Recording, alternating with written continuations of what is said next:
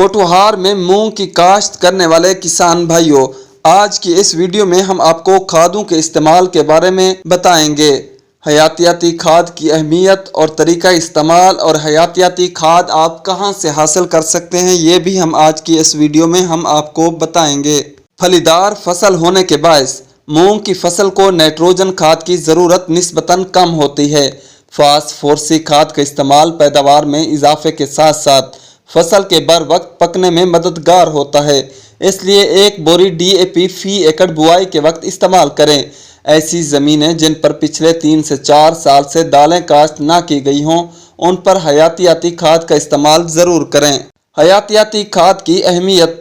दालों में हयातियाती खाद इस्तेमाल करने से पैदावार में 20% तक इजाफा होता है, क्योंकि इसके इस्तेमाल से मूंग के पौधों की जड़ों में मौजूद बैक्टीरिया हवा से नाइट्रोजन हासिल करके नाइट्रेट की शक्ल में तब्दील करके पौधों को बहाम पहुंचाते हैं, जो ज़मीन में नाइट्रोजन की कमी को पूरा करके ज़रखेज़ी में इजाफा करते हैं। इसका तरीका इस्तेमाल कुछ यूँ है कि 1 एकड़ बीज यानी 12 किलोग्राम के लिए तकरीबन 500 ग्राम हयातियाती खाद की ज़रूरत होती है।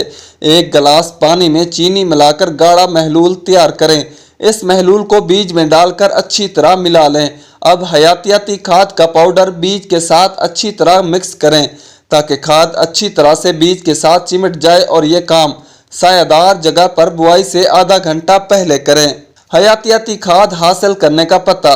हयातियाती खाद हासिल करने के लिए पल्सेस प्रोग्राम NARC इस्लामाबाद या BNF प्रोग्राम NARC में राब्ता करें।